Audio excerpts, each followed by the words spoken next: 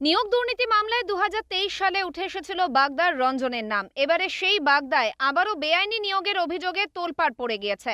স্কুলের জমিতে তৈরি হয়েছে সজল ধারা প্রকল্পের কল, কিন্তু কোনো আলোচনা না করে নিজের প্যাডে তাপস মিত্রর নামে এক ব্যক্তিকে বেআইনি নিয়োগপত্র দিয়েছেন বাগদা পঞ্চায়েত সমিতির সভাপতি সুদেবী মণ্ডল।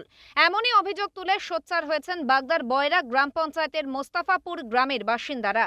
এলাকাবাসীর আরও অভিযোগ, স্কুলের জমিতে সজল ধারা প্রকল্পের কল তৈরি হলেও স্কুলের নির্বাচিত কমিটি এ বিষয়ে কিছুই জানে না। মোস্তাফাপুর এপি স্কুলে যে সজলধারা কলটা বসানো হয়েছে সেটা হচ্ছে বাগদা পঞ্চায়েত সমিতির তরফ থেকে। একটা মোস্তাফাপুর এত বড় গ্রামে একটা সজলধারা নেই, আমরা খুব গর্বিত সজলধারার জন্য। কিন্তু আমরা দেখতে পাচ্ছি পঞ্চায়েত সমিতির সভাপতি উনি গাজোয়ারিভাবে একজনকে ব্যবসা করতে, একজন সরকারি জায়গায় ব্যবসা করার অনুমতি দিয়েছেন। আমরা এটা তীব্র ধিক্কার জানাচ্ছি। স্থানীয় বাসিন্দা সুমন ধর বলেন, পঞ্চায়েত সমিতির সভাপতি এক তৃণমূল নেতাকে এই প্রকল্পের দায়িত্ব দিয়েছেন। জল বেচে আয় করবে তৃণমূল বলেও আক্রমণ করেন তিনি। পঞ্চায়েত সমিতির সভাপতি সুদেবী মণ্ডল উনি ব্যক্তিগত দিক থেকে বিচার করে একজনকে দাঁড় করিয়েছে এখানে। সে একজন টিএমসির নেতা, সে জল বেচে সে টিএমসি ইনকাম করবে, এটা আমরা বিরোধিতা জানাচ্ছি। আমরা চাচ্ছি এখানে আমাদের যে বিএসসি কমিটি আছে, স্কুলের হেডমাস্টার আছে, তারা থেকে একজনকে এখানে বসাক, তাহলে আমরা সেটা সিদ্ধান্ত সেটা হবে।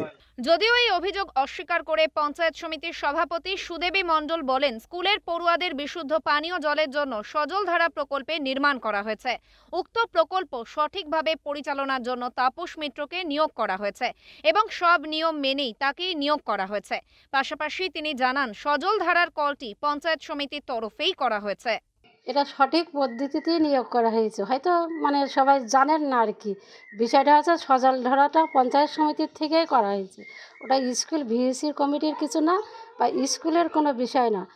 স্কুল ভিএসসি কমিটি টোটাল আমাদের ওই যা জনগণ আছে এবং স্কুল স্টুডেন্টদের ভালো পানীয় জলের ব্যবস্থার জন্যই কিন্তু সজল ধারাটা করা হয়েছে।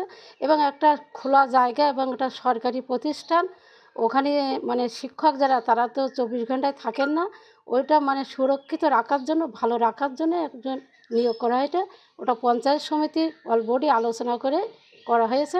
বেআইনি নিয়োগের অভিযোগে সরব হয়েছে বিজেপিও। যদিও নিয়োগ হওয়া ওই কর্মীর দাবি গ্রামবাসীরা মিথ্যা অভিযোগ করছেন, তাকে সঠিক পদ্ধতিতেই নিয়োগ করা হয়েছে।